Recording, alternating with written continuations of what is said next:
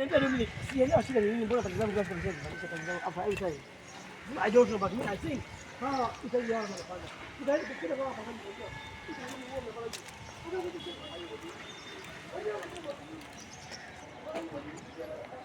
So whoever want to know the provisions, these are the provisions for plumbing. As you can see, we're just laying them on top of our precast beam and block. So